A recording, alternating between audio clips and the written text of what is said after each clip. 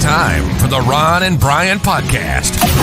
Get ready to fill your ears with the latest news, politics, current events, and whatever else we feel like talking about this week. And now, your hosts, Ron and Brian.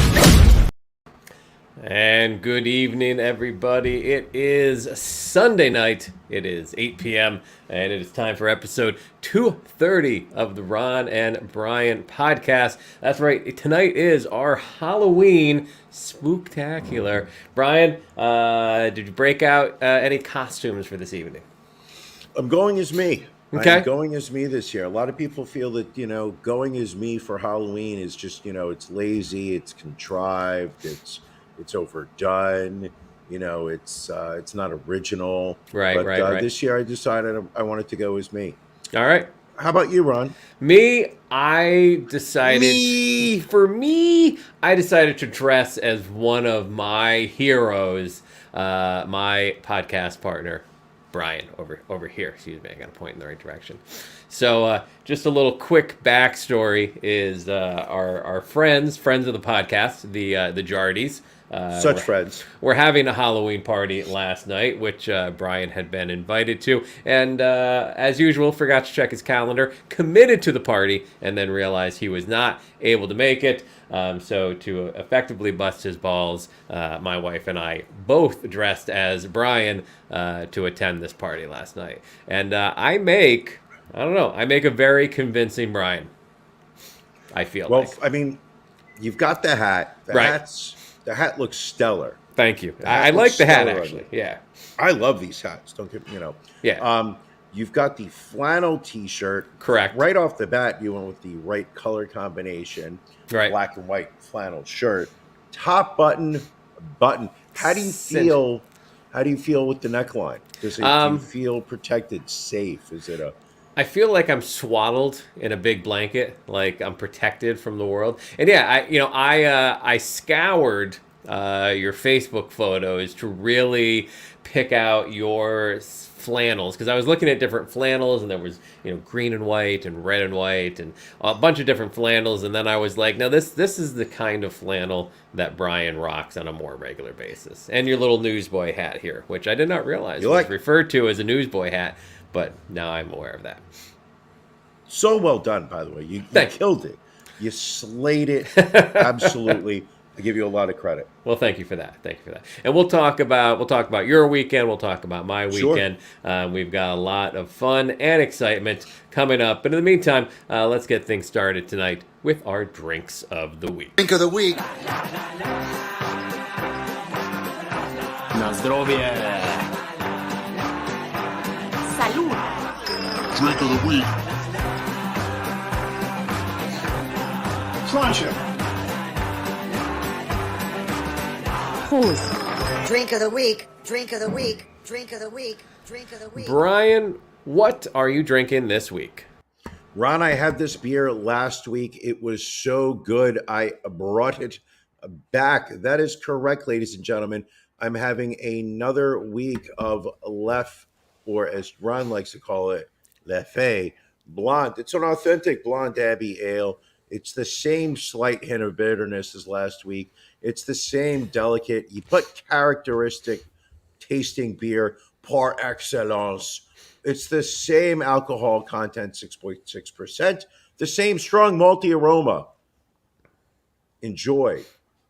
So it's not a case of not getting a new beer. It's just that you like this beer so much you felt it deserved another week on the show. I'm going to say this. I for the most part, I'm not drinking beer during the week. Okay. So when I buy a 4-pack or a 6-pack, it's sitting in the refrigerator. Some shows I'll have 2 beers. Some shows I'll have 1. So this morning I looked in this evening, I looked into the refrigerator. I saw that I still had 3 of these bad boys staring right back at me and thought to myself, ooh, this could be a fun after dark pajama party. I've got 3 left blondes, and I'll be drinking them. Nice. Ron? Yes. Do you like beer? I like beer. I liked beer. I know it's tough to run these controls sometimes. I'm new, so I'm not familiar with these controls. Wow. What are you drinking? So I pulled out of the beer fridge a classic, one that I brought on the show before, from our good friends at Trogs. It's their Grand Cacao chocolate stout brewed with cacao and milk sugar. This is it's a malt, it's a Pilsner, Munich caramel chocolate special, and roasted barley malts oats. 12 fluid ounces, and it is Peruvian cacao nibs, and along with the vanilla and the milk sugar, clocking in at a 6.5%. Very nice dark body there. A delicious beer. I've had this before. Takes a sip. That'll do me right. That'll take care of me for the entire show. What's the ABV on that? 6.5, so a smidge under your Lef or Lefe. I'm still not sure of the pronunciation. I feel like William Esquire should be looking this one up. He should be. I'm a little disappointed that he did not get back to us after last week's show about that, but it is what it is. In the meantime, I feel like at one point he was, in line to be, promoted up to official statistician of the Ron and Brian podcast, the official fact checker. He was putting in the work. I feel like he's really started to, slack on those types of duties. He's been busy. He's been going to book signings, getting wings, seeing stand-up comedy. He posted a photo with somebody this week. Yeah, that I was not expecting. It wasn't Ralph Macchio. Wasn't it? I thought it was the Ralph Macchio photo. Maybe this was the week. Here we go. The Abbey is... So it's pronounced Lef, but the Dutch pronunciation is Leffa. So Leffa. I guess, but I'm really not Dutch. I'm speaking English. So you're siding with the French pronunciation? Wow. It's just That's how a it low comes blow, across. Ron. It's just how it came across. That's all I'm saying. You know how I feel about the French. I know. Not a fan. All right. Hey, it's time for Beef of the Week.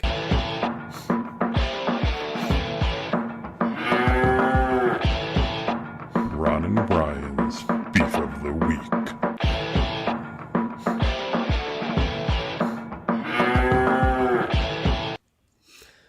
Brian, what's bothering you this week? I'm pulling an audible. I was going to say that my beef of this week is the normalization of hate speech on the part of the right that I believe directly led a man into breaking into Nancy Pelosi's home armed with a hammer, attacking her husband. That was going to be my beef of the week. And then I remembered that something happened earlier this week that caused me true rage, true anger. And what was that?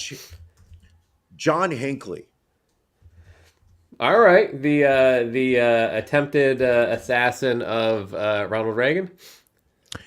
Fuck John Hinckley. Oh boy! And this is a hot take because I'm going after a man who we know for a fact is willing to shoot people. That is true. He has done it.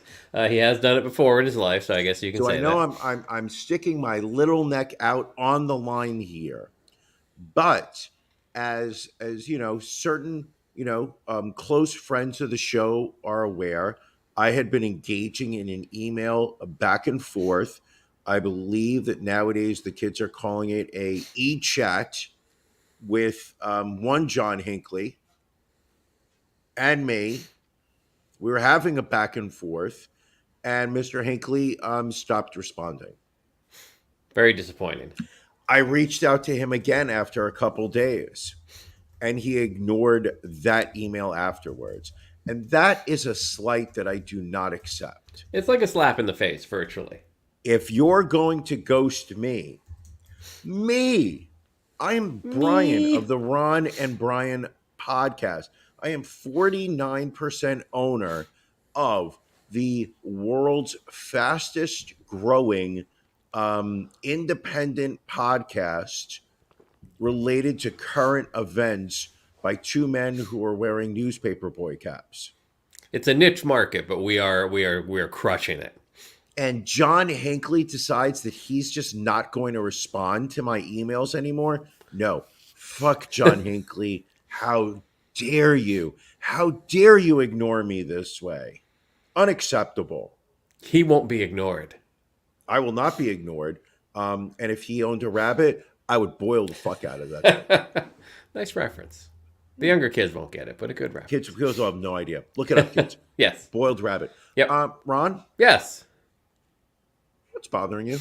So this week, and again, I know this will come across as a very, I guess, first world problem type beef of the week. But so we bought a new TV a couple of weeks back. Wife wanted a new TV. I didn't think we needed a new TV, but I found out how wrong I was, and we did need a new TV. Now, let me ask you a question. Yes. I'm sorry to interrupt. Of course. But why did you say that you didn't think you needed TV and then realized that you did? Well, I felt the TV we had was fine, and then I was led to understand how stupid I was in my thinking and that we did need a new TV. And apparently that TV also needed to be mounted over our fireplace. So we had a company come in that's done a lot of work at this house since we moved in 7 years ago. And so they had to break through the wall, run the lines. It was a whole thing. Took like the whole day. And as it's getting to the end of the day, they finally have this thing up on the wall. And the guy comes and gets me, and he's like, oh, you see this mark on your screen? And I'm looking, and there's definitely like a little like circular mark like in the middle of the screen. I'm like, yeah, that wasn't there before. He's like, so did you just take it out of the box like this? And I no, I'm like, we set it up, we watched it. I'm like, that was literally not there this morning. So you want me to leave this up, or you want to pack it up and send it back to Amazon or wherever you got it? And I'm like, no, you're not getting this. Like, what did you do to our TV? Like, right. It was not like, and so clearly he wasn't like he just felt like he should just take the TV down and we should send it back and just deal with it. So did he acknowledge that he had been responsible for any damage to it? Oh no, not at all. Right. So we ended up calling like the head guy, because that's usually who we deal with, and we're like, listen, like your guy is like, you were here this morning, you saw the TV, it didn't have that mark on it, now that mark is on it, and your guy doesn't know what the heck's going on. So we go on, we go have a conversation as to how we're going to handle it. And so now the guy won't finish hooking up the TV. He's like, I didn't break your TV, I'm just leaving. And he just leaves, like it's up there, but it's not hooked up. So we get it hooked up because we're like, all right, while we figure out what we're going to do about this TV, at least we can watch it. Let's plug it in. Let's turn it on. Let's see how that great picture is. And Brian, if I can pull up a photo real quick, when we plugged it in and turned it on, this is how it looked. You can see the nice little spider web break in the middle of the TV, and only the right-hand side of the TV working. Wow. Yeah. So clearly we couldn't watch the TV. I mean, we could. The left side of many TV shows is irrelevant a lot of the times. So you mean like the podcast that we do regularly? Exactly. So let's just say we are getting a new television, because we sent the pictures of this and we're like, this is more than just a mark on the screen. Like your guys literally like fucked up the entire screen. And did they are they taking responsibility for it, or are they saying yes. we don't? Yeah. He's like, I trust you guys. I've worked with you for a number of years. He's like, we'll take care of it.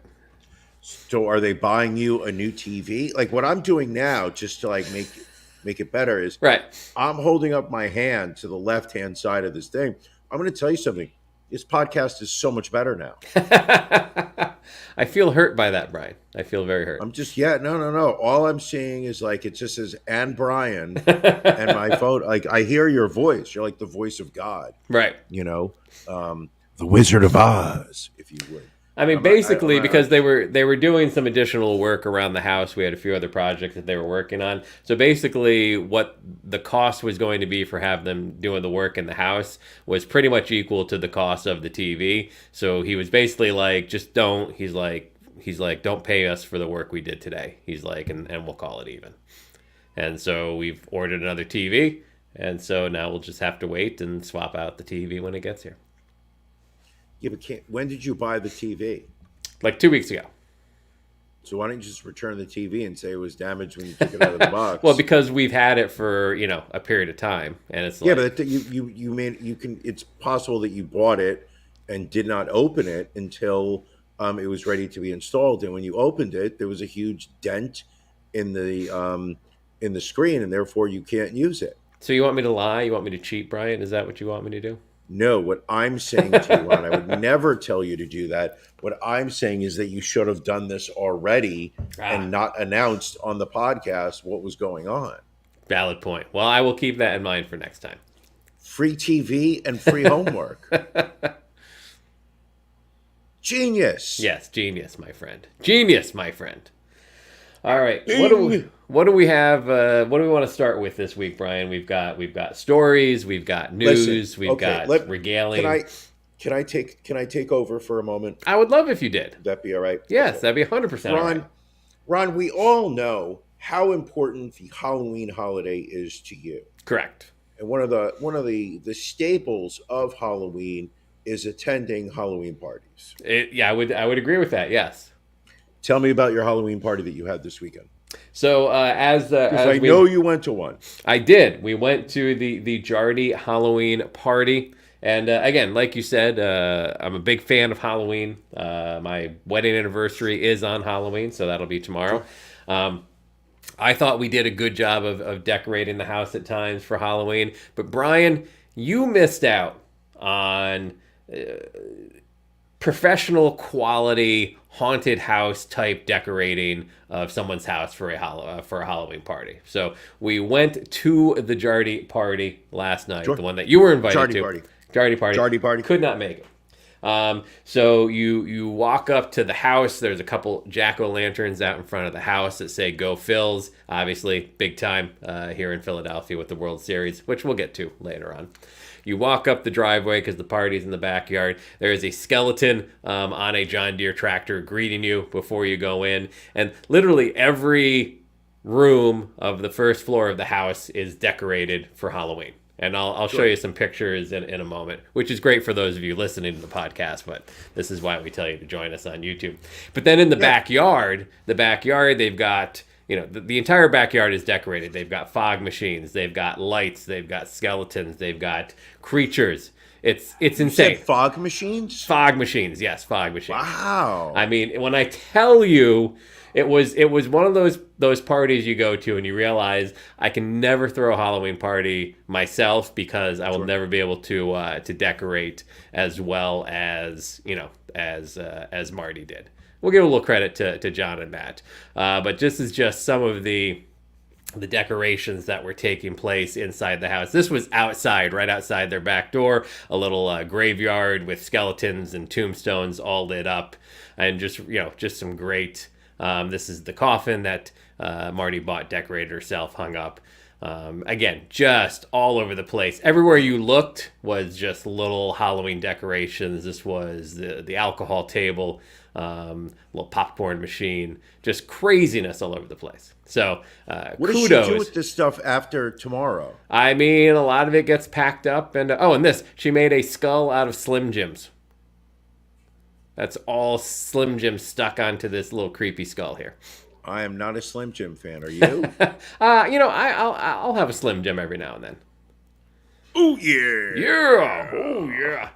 So I just kudos, and we know Marty's a fan of the podcast, so I have to say kudos to her. But does the podcast know who Marty Jarty is? I mean, these are friends of ours. And that we hang out with on a regular basis, and some of us attend their parties more than others. Just saying, JSing. But yeah, so a good time, great food, great drink, great company, but amazing decorations.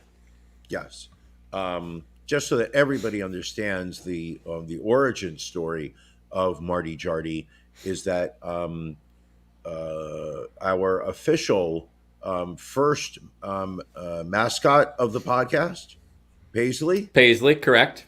Paisley was living with Marty Jarty who as a foster dog when Ron and Susan decided that they needed to adopt an animal, Correct. and met Paisley and said, "We will adopt this dog that you've been fostering," and that is how a beautiful friendship was made. Yes, and it's Marty and John, hence why we call them the Jardys.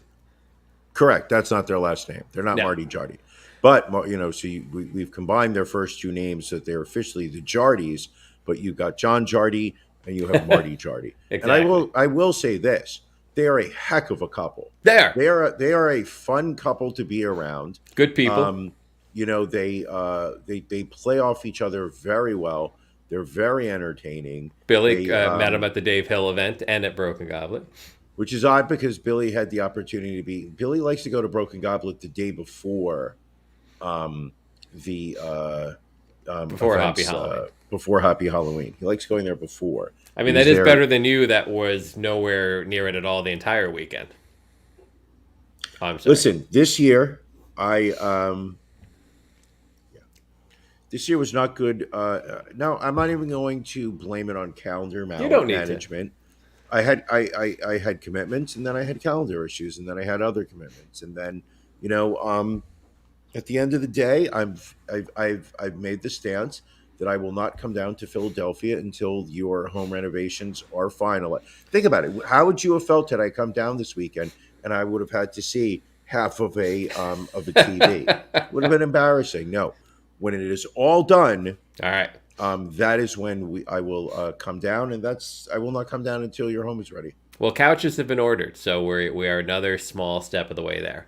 Because you needed new couches too. Well, because So let me get this straight. the couch is So you- gone. That's why. New couches, new Right. dining room table. We spoke about that earlier this week. Right.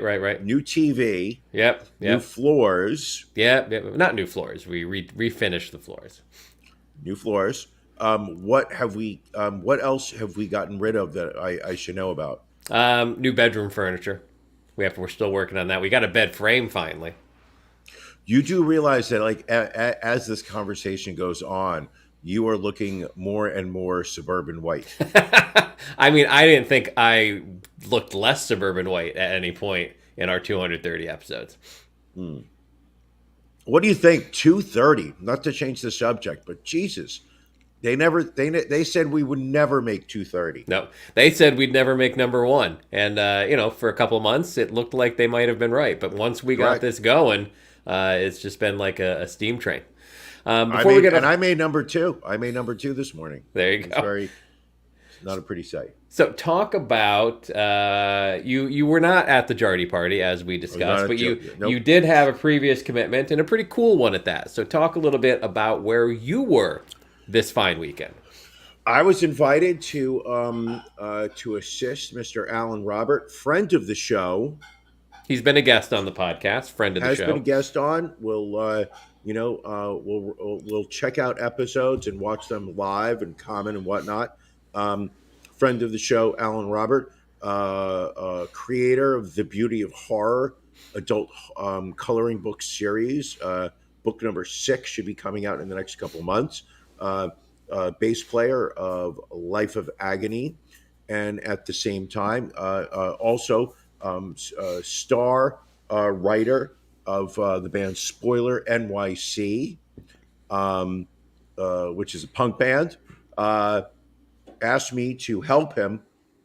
He was going to be in Parsippany, New Jersey, working Chiller Theater, which is a once a year. It's twice a year.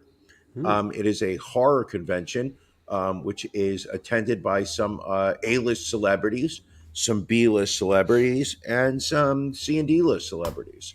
But it's a weekend where there is a horror theme. It's usually held around Halloween weekend. Right.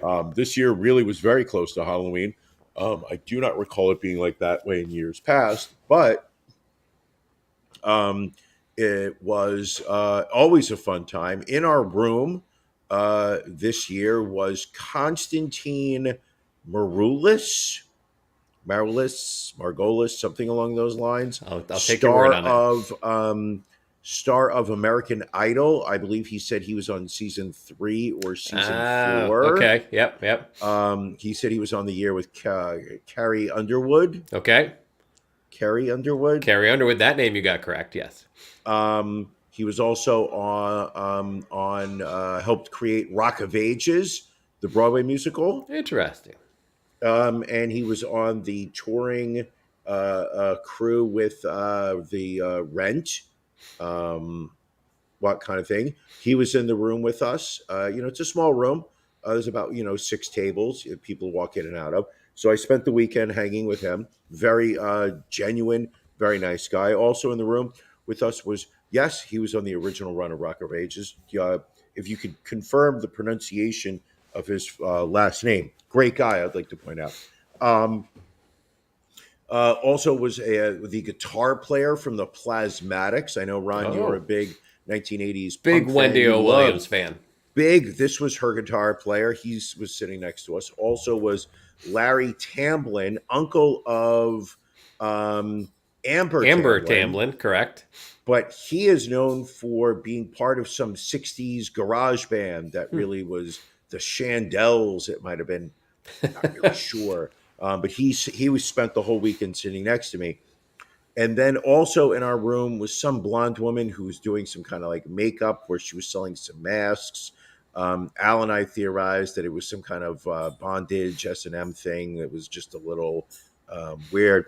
And then also in our room was a former pornographic actress who was then moved on to doing B-type horror movies by the name of Erin Brown. We had never heard of her. Yeah, not familiar with that. And I did not look up to see what her previous work had been, but that is something that I might have to do at some point. Might peruse later on.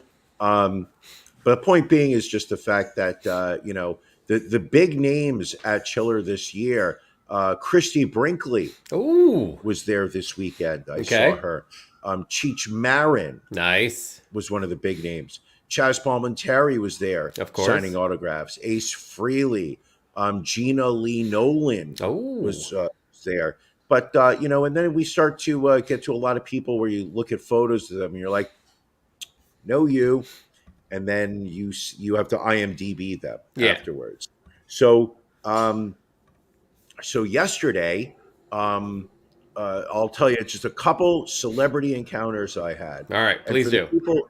If there are people who are interested in hearing the story about a guy getting stabbed this year and then pulling out a gun, we'll save that story for after dark. Sounds good. But yeah, somebody was stabbed, and as they were bleeding, pulled out a gun at Chiller this year. So we had a lockdown. Everybody was locked in their rooms for probably about 45 minutes or so. But there's no reason to be hyping that up. Also, I don't know if Mrs. Al is watching this, and she may not know the full extent of what we're dealing with. You don't want to panic people. Man, no need to unnecessarily panic people. Yesterday morning, I was taking the elevator down to go get breakfast, and I bumped into on the elevator that we were on the 4th floor of the Hilton in Parsippany, New Jersey. You never want to say I spent the weekend in Parsippany, New Jersey, but oh yes, I did. Ron, can you pull the photo of actor John Atkins? Tom Atkins, I believe. Like I said, he's one of those guys that you look at and you're just like, I know you. And then 3 minutes later, you're like, where do I know that guy from? He was in Escape from New York. He was in, just a whole slew of movies. He gets on the elevator with us. Just the 3 of us riding the elevator down from the 3rd floor down. He looks at us and says, how are you guys doing? And I said to him, I had a hot shower this morning, so that's a pretty good damn day. At which point he stopped as he was getting off the 1st floor, looked at us, and then told us a story about James Garner that he used to work with on the Rockford Files, and how Jim Garner used to always insist on taking a hot shower for about an hour on days where he was not having a good day, because he would always feel better by the time he was out of it. The story felt like it went on for an hour, but that's neither here nor there. It was the fact that this is one of the things that like I like about the weekend is that you get to see kind of like who people really are. Right. Because he was not, you know, like you weren't buying his time, you weren't buying a photo or an autograph from him. He could have just gotten on that elevator, not really engaged, just stared off into space and just waited. And then, you know, and instead he absolutely was engaging, talked to us, very nice. Also took an elevator with Kathy Moriarty. I don't think he gave me a photo of her. No, because none of those photos would have been a true reflection of what that woman looks like right now. I don't want to lie. What would I know? I somewhat know the name. What would I know Kathy Moriarty from? Good question, Ron. And you know what I'm going to do? I'm going to look that up on IMDb. I believe she was in Raging Bull. Okay. She played De Niro's wife. Remember, she burned the steak and got beaten up. Got it. Yep.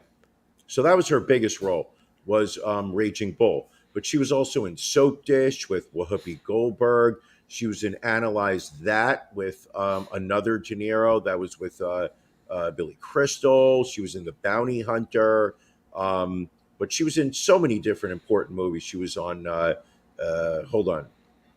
Okay, really? No. She was in Copland. Okay. William Esquire's one of his favorite movies, Copland. I'm surprised that she was in Forget Paris. None of these sound very horror-like, though. Well, I didn't, but it's not everybody that was in horror. It's okay. Chaz Palminteri's not a horror guy, right? But he showed up for signatures. Ace Frehley was there from Kiss, not horror theater. Well, I would argue that Kiss's movie in that haunted amusement park qualifies as horror. Did you actually see that movie? Oh yeah, God, it was god awful. When I was a kid, I watched it. It was bad even when I was a kid. I never saw it. So so last night, and then here's another. Now here's one where I will openly say that sometimes Brian does not have the best social graces in public. So last night, Al and I went to the steakhouse that's inside the hotel that we were staying at, and decided to go split a porterhouse. Because when you've got two gentlemen who have been drinking Jack and Cokes throughout the afternoon, what do they do at the end of a long day? Split a porterhouse steak. There you go. So we're at the table, we're eating. I made the mistake of having 2 gin and tonics at the table. So I am feeling very good by the time I got up from the table. Done eating, stand up, take 2 steps, look down, and I see an older man looking at me. And I look at this older man, and I realize that I am staring into 1970s game show host extraordinaire, Bob Eubanks. Oh yeah, the Newlywed Game. The Newlywed Game. What else did he host? The Newlywed Game. All right. So you see, yes, he's pulling up right. So you see Bob Eubanks. You're obviously. We've done an episode of the honeymoon of the Newlywed Game on our actual podcast. So you've hosted. So you Yes. you kind of, I guess, feel like you are compatriots, the two of you. So Yes. how did meeting Bob Eubanks go? Oh, well, you know, I truly respected his privacy. I respected that the man was in the middle of a meal. Actually, no, I did not do that. As he looks up Card Sharks, that's the game where I remember. I used to love Card Sharks. Good game. So he stares at me only because like I'm walking past his table, so I enter his field of vision. He looks at me, I look at him, and I immediately just drunkenly go like, Bob Eubanks! And I shove my hand in his face. I shake it. The man literally had a fork in one hand and a knife in the other. He was cutting his steak, but he happened to have just looked up and made eye contact with me.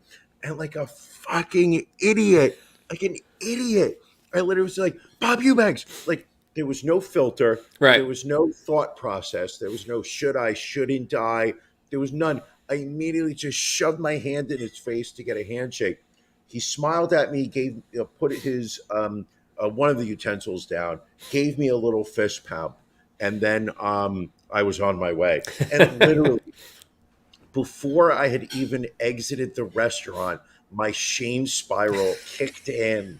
I was in such a place of self-loathing as I walked out because I've always, and like so many times, if you get me into a conversation about how to behave around a celebrity and whatnot, I always say like they're just regular people. Respect their privacy, respect Sure. what they're doing. Like you see somebody walking down the street, like don't stop them and tell them about your childhood. You may sit there and just be like, hey, I like your work as you walk by them, or Right. Big fan. Big like, fan.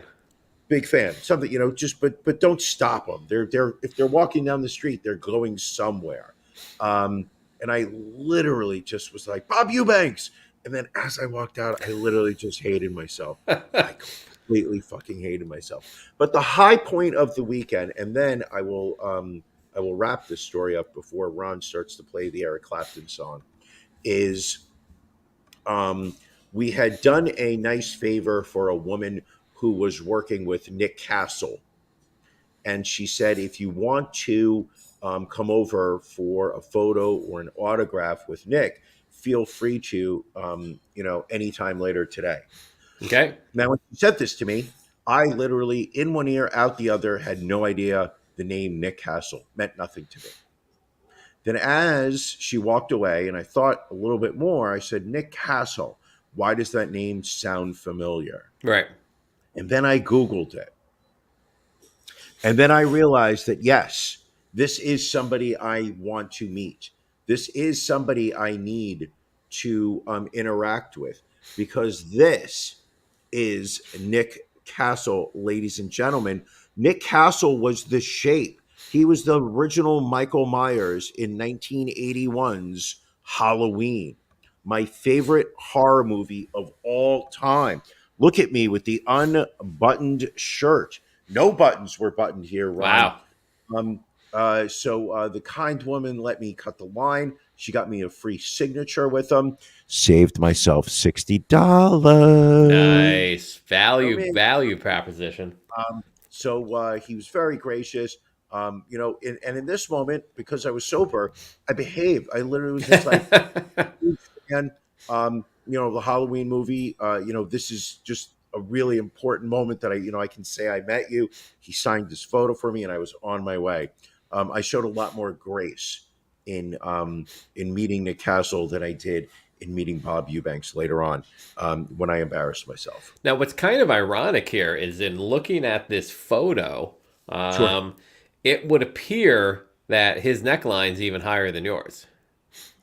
I know. Well, I like to let loose a little bit during Chiller. Right. And then and ironically, this morning, as we were taking the elevator down to start the day, exiting our hotel room, who was in our elevator?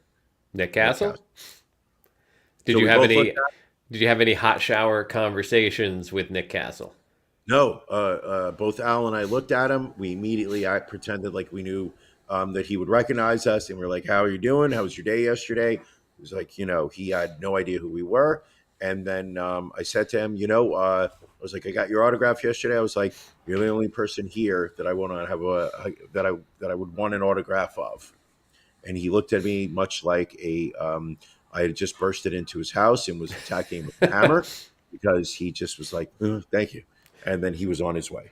Did he look like, you had just interrupted him cutting his steak at a nice restaurant? No, not at all. I was so horrified that I interrupted Bob Eubanks at dinner. But what's cool about Chiller, in all honesty, is the fact that you are staying in the same hotel with these people because it's a weekend long convention, that you see these people at breakfast. Right. You see these people online at the in-house Starbucks, and in this case, you see the people at the in-house steakhouse. So it's interesting to see them when they're working at the show, and when they're a little bit more relaxed and eating a steak with a fork and knife while some drunken idiot shoves his hand in their face. I mean, it seems like a very eclectic mix of attendees, kind of like a cosmic gumbo almost. Absolutely. And then somebody today got stabbed. Listen, these things happen, you know? Good times. Yes. Very, very good times. So it sounds like you and I each had a very good weekend. Do we want to talk about your anniversary? Do we want to save that for after dark when we're doing our pajama party? And do you want to move on to some weird news? Because we do have quite a lot of it and we may want to jump into it, Ron. You are 51% owner of this podcast. You make the call. Let's just hop into it. I mean, I don't have much to say about my anniversary except, tomorrow will be my 9-year wedding anniversary. What have you planned for 10? And how can I be involved? We haven't planned yet, so we'll have to make sure we get ourselves on your calendar this far out. What do you think about a trip to Vegas so you and Mrs. Ron can renew your vows? I mean, it's always a trip to Vegas is always on the table, regardless of what the situation is.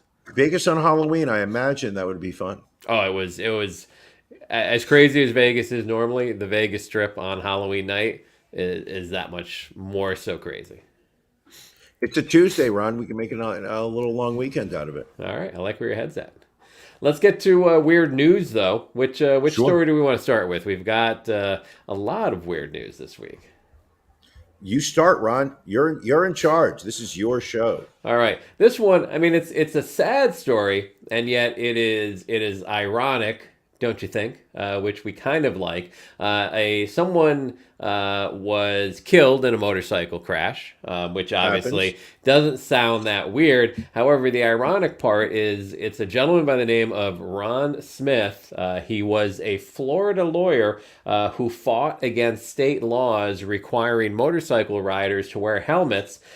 He was killed in this motorcycle crash while not wearing a helmet. And even more ironically, he was on the way to a memorial service for another biker who had been killed in August as he tried to slow for traffic in front of him. His girlfriend, Brenda Volpe, who was a passenger on his motorcycle, was also killed. She was also not wearing a helmet. Whoa. He was going to a memorial for a motorcyclist that had died. Correct. And then he himself and his girlfriend were in an accident, and they both died and were not wearing helmets. I'm happy that he died. I mean, okay, happy is not the right word. I was going to say. Okay, that came out wrong. I am not upset in any way that he died. Well, listen, he got his rights. He got to live his life the way he wanted to, and right. That's Darwinism, I think, in play. Sure. I mean, not only that, but like he's going to become a national lesson as to why you should be a reminder as to why you should be wearing a helmet at all times. Correct. He was a member of the Brotherhood Against Totalitarian Enactments, and friend Dave Newman said, quote, he thought everybody should have their own choice. So sure, he got that choice. And his choice resulted in him dying. Yes. Wow. What else do we have here? Oh, so we have, again, sad but kind of weird to begin with. A woman, 95-year-old woman, living in a nursing home on Staten Island, dies after getting into a fight with another resident at this nursing home. So she was 95 years old. She gets in a fight with an 84-year-old fellow nursing home resident.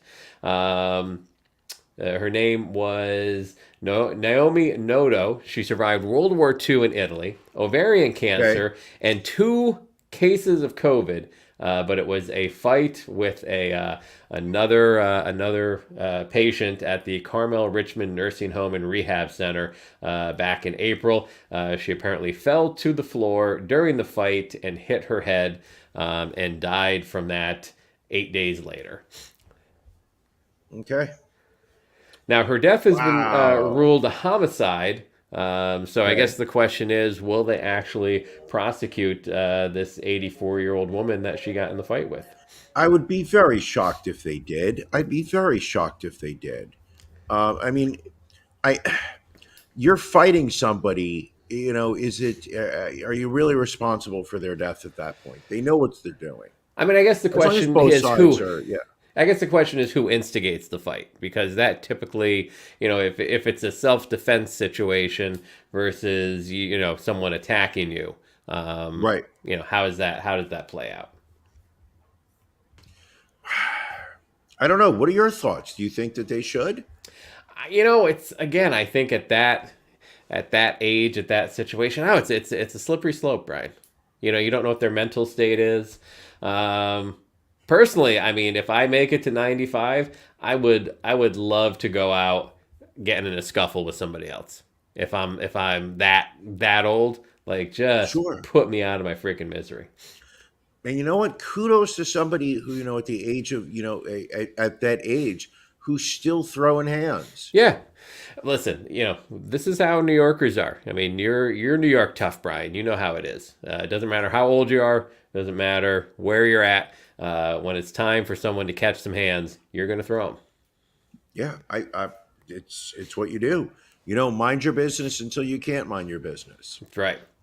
And then, That's time to go. Time to go. Out in Chicago, we have a story about a Chicago landlord, Frances Walker, whose remains were found in a freezer in her North Side home earlier this month after a resident of the building reported her missing. One of her tenants, Sandra Kalalu, has been charged with her murder, and now it has come to find out that the family says that the landlord has had to call the police on this tenant multiple times, 5 times in October alone. Apparently, police did not do anything, and as a result, this landlord ends up getting murdered. Yep, that's a rough one.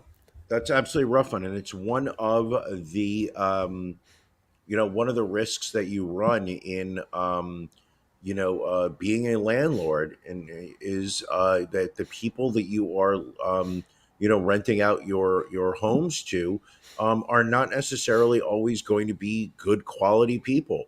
That you're going to run the risk of people who treat the home disrespectfully, will break things, will not keep it clean, will not pay the. This time's gotta stop. Sorry. It felt like you were going to go on a little run there. Nope. Let's move on, Ron. All right, Brian, you brought this story to the table. I know you've been following it closely about the German doctor ordered to pay medical bills in an oral sex OD case. Yes. Tell us, because this is just the headline alone just really draws you in. All right. Sometimes the New York Post knows what it's doing with their copy editors. So here's the story. There is a German doctor who is having sexual relations with a woman. What he does is he covers his penis with cocaine. And then he has this woman perform oral sex on him. In the process, the amount of cocaine that he put on his penis, or that she had previously done or whatnot, this woman ODs and dies. Wow. Now, while he was not being charged with a criminal act, he was sued by her family so that over her medical bills that were incurred prior to her death. And the family was basically saying, you're responsible for her overdosing because you're the one that covered your penis in cocaine. And his defense was, your daughter was an experienced cocaine user, and she should have known what the proper amount of cocaine that she could handle prior to ingesting it. Now, he also ended up getting sentenced to 9 years in jail because he was found guilty of aggravated rape and bodily harm. Well, that was a separate case. I mean, and if you remember in the article, it does say that that's on appeal, and because it's a German court, he will probably be let free. Interesting. I don't know why you the First off, I'm going to say this: I've never done cocaine. Right. I do not understand. I do not understand the mindset of somebody that does a drug that they can overdose from. Well, and why you would feel the need to put it on your penis? Oh, because it was just a creative way for her to ingest it. I get it, but I don't know. It just And it maybe he's seems like thinking too that while much. she's, but maybe he's thinking that while she's performing the oral sex, the cocaine's going to mix with her saliva and go into his pee hole, and then he's going to have a cocaine wiener, like what's that guy's name? Harvey Weinstein. Did And Harvey then he like a would be. nice cocaine wiener? Is that what you're saying? I know Harvey Weinstein seemed to really appreciate raping Hollywood actresses. Well, I mean that much we know. I don't, and the thing is, I don't even have to say allegedly anymore because That's he's true. been Now that found he's been guilty of it. convicted, you don't have to clean it up at all. I could just say that Harvey Weinstein is a rapist. Moving on, a UK woman was left heartbroken when Virginia Atlantic lost her luggage, which contained her husband's ashes and their wedding rings, as she flew to Walt Disney World to bury them.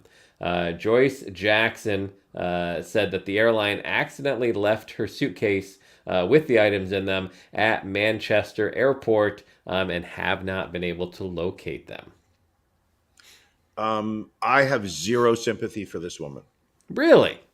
Why is that? Zero. How on earth do you allow your husband's ashes to be removed from your site at any point during this travel? True. Now, I mean, I would put that in the carry-on, maybe. I'm not saying that she should have put those ashes should have been put in a bag that she stapled to her thighs. But how do you check luggage and put your husband's ashes in them? Absolutely. How dare you take that risk? And I don't know, this whole thing about burying or I guess releasing ashes at Walt Disney World. I don't know. They call that a gray alert. If at Disney, it happens so often that that the security staff has a code to announce over the loudspeaker when human ashes have been found in Disney World that requires a hazmat team to come and clean it.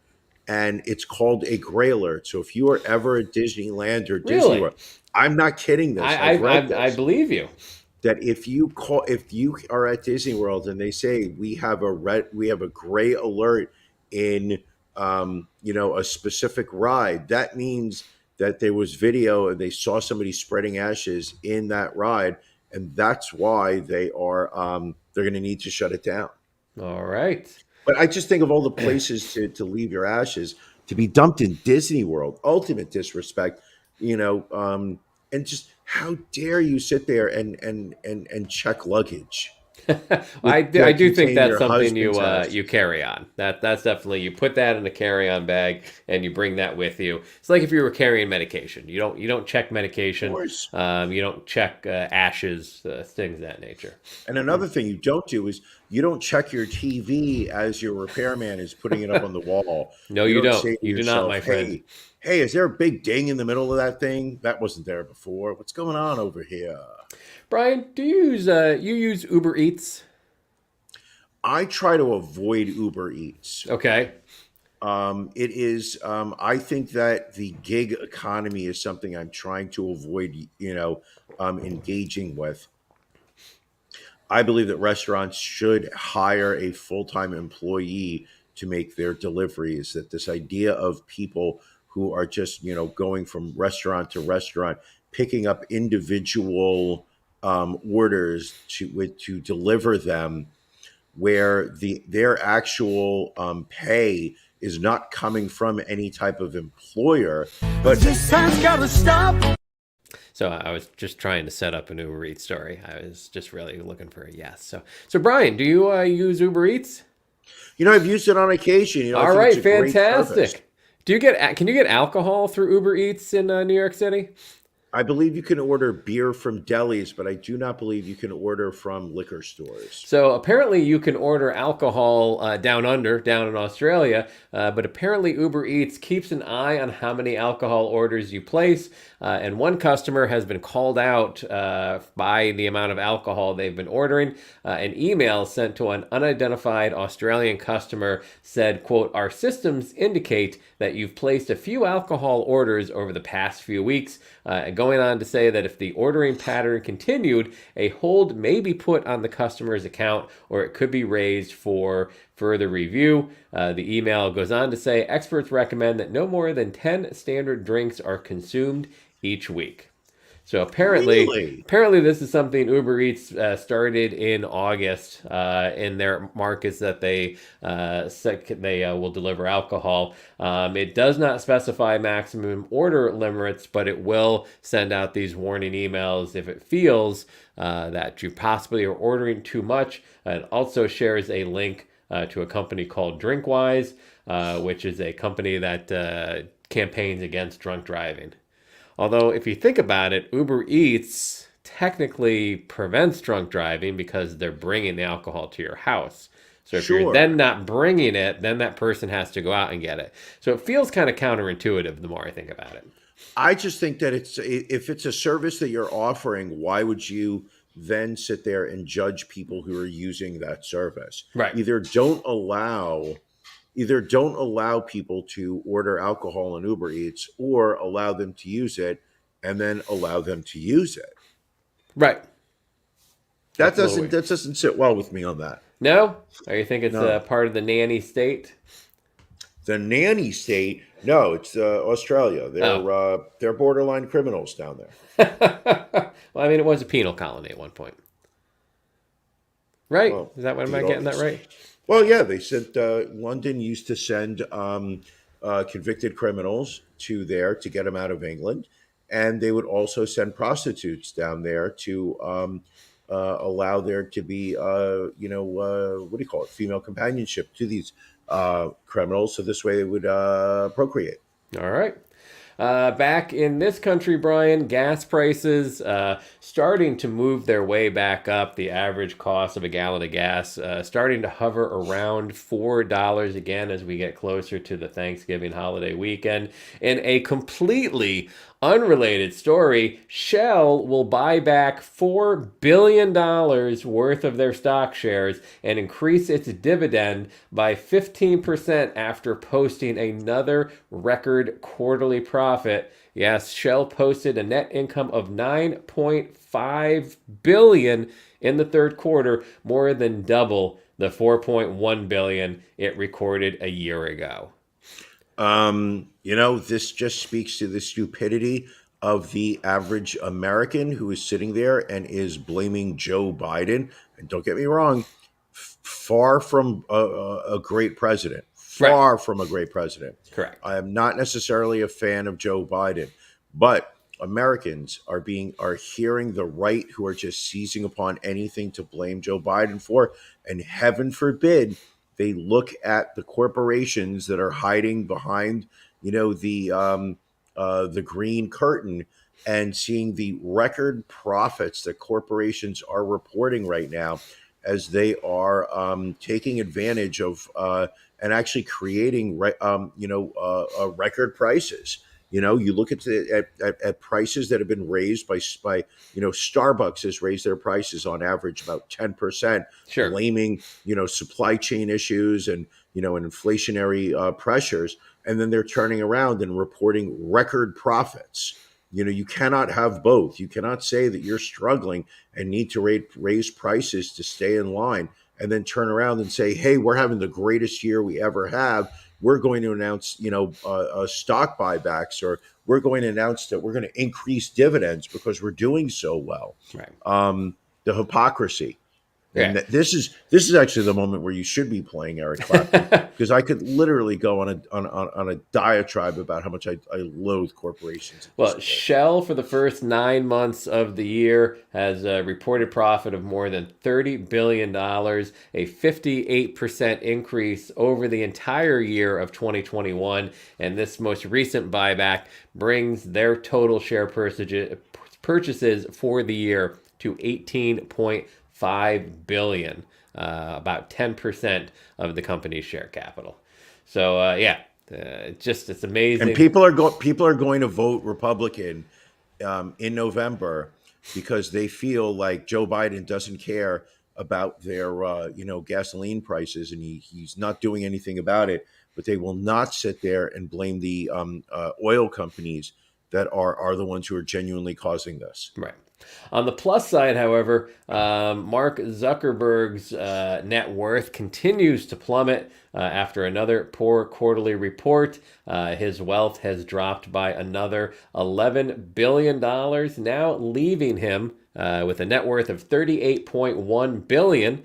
Seems like a lot, Brian, but a year ago, his net worth was $142 billion. He was the most wealthiest person on the planet at one point. He was, and he made this incredible investment into what do they call that? The metaverse.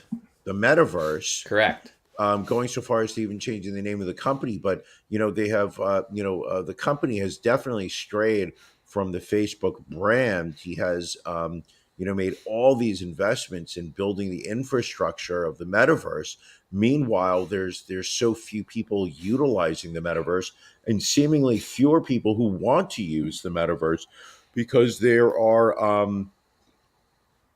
just are not the number of people using it at any given time is tragically low compared to the investment he's made in it.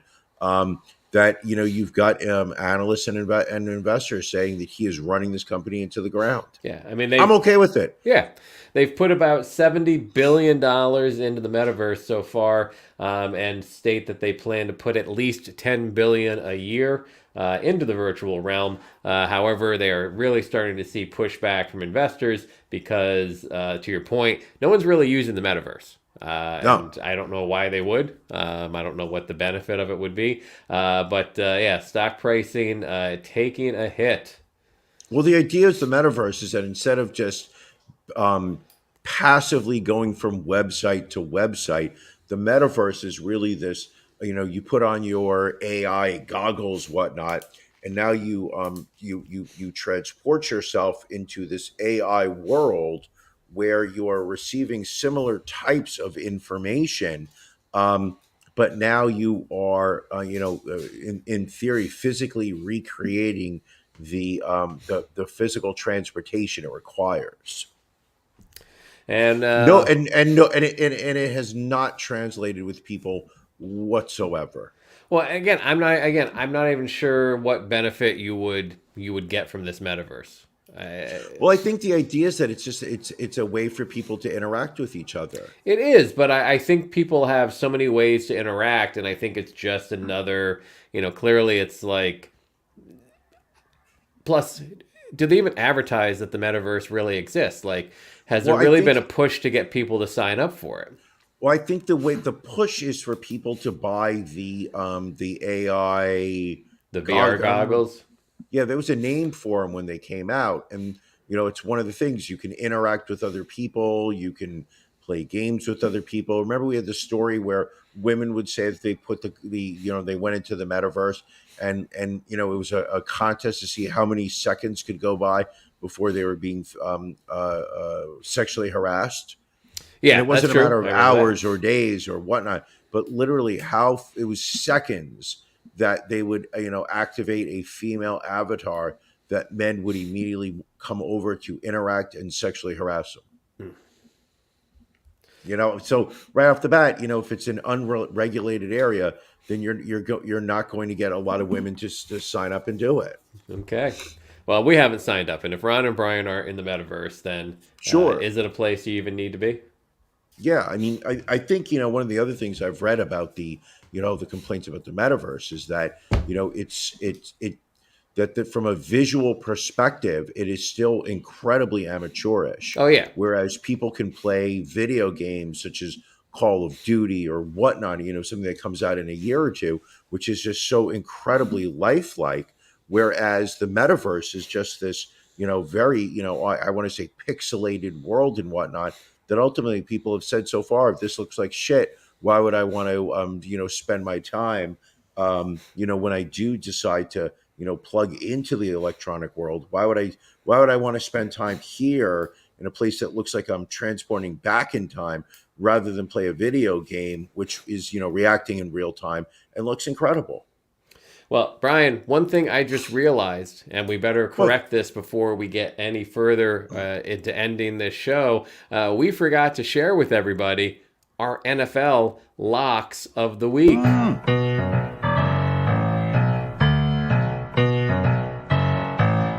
Locks. Brian, congratulations! You had a nail biter today. You had Miami minus 3.5 versus Detroit. Detroit ahead for most of the game. Miami pulling it out, winning by 4. 31-27. You just barely make the cover there. You were looking at the Las Vegas versus New Orleans. New Orleans was getting a point. You said, you know what? I feel the Saints are due, and you were 100% right. New Orleans rolls today, 24-0, bringing you to a perfect 16-0 on the season. How do you do it? Ron, this isn't a matter of how I do it. I mean, I am literally treading water here to keep up with your torrid pace. You also were 14-0 going into this week. A week ago, you made 2 predictions. Today, sitting there on my couch watching the NFL games, I watched your predictions both come true. You saw the Giants were getting 1.5 against the Seahawks. Giants were on such a run. I believe they were 5-2 at the end of 7 weeks. You said, listen, it's time that the Seattle Seahawks rise to the occasion. Seahawks winning 27-13. That was your first win of the week. But then you also saw that Tom Brady's life is imploding. He does not have the support team that he has in previous years. Ravens getting 3 against the Bucks, win the whole game. 27-22, Ron. I'm going to ask you, Yes. How do you do it? Well, same thing, Brian. I see how you elevate yourself, and all I can do is just reach to stay up in the stars along with you. Thank you very much. Ron, what do you have for week 9? All right. I like these Carolina Panthers. They got a lot of fight in them. Carolina plus 9.5 at Cincinnati, and then Minnesota on the road minus 2.5 at Washington. Take the Vikings minus the points. Brian, who do you like? Ron, I've got the Bills minus 10.5 over the Jets. Jets looked absolutely terrible this week. I think what we are going to see is the return of the Jets that I am very familiar with.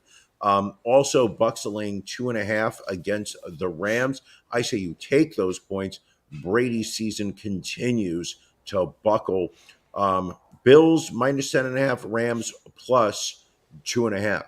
But wait, there's more. Coming up in just 23 minutes, we will be doing our After Dark Pajama Party. Many people are wondering, I know what After Dark is. I know that After Dark is a special 30-hour bonus episode that you do once a week. 30 You minutes. spend it, you pull aside some articles that are just absolutely special. Maybe salacious, spicy, sexy, involve types of things that are a little bit maybe taboo, by YouTube standards or Facebook standards. But that's not what we care about.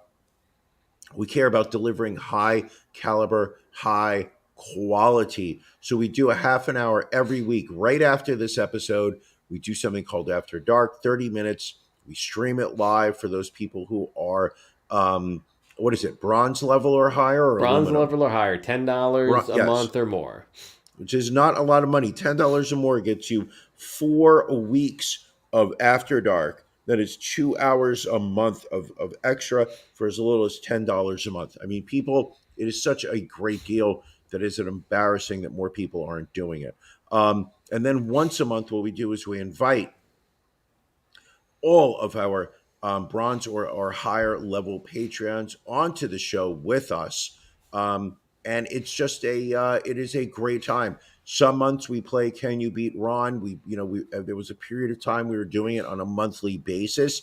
But the problem that we kind of, in terms of listener feedback and some of the focus groups that we were reaching out for comments to, some of the groups were sitting there saying, listen, we love the Can You Beat Ron, but at the same time we miss the pajama party, where it really is the interaction amongst all the different patrons that come on the show as they interact with Ron and Brian. We'd like to see more of the interactions. What are the Patreons take at some of the spicy stories that we have, as opposed to just doing another hour-long game of Can You Beat Ron? We know Ron can be beat with some of the recent survey results that we saw. So it's no longer a special moment when Ron gets beat. In fact, most of the time he does get beat. So let's just go back to a pajama party. We're still going to be doing Can You Beat Ron?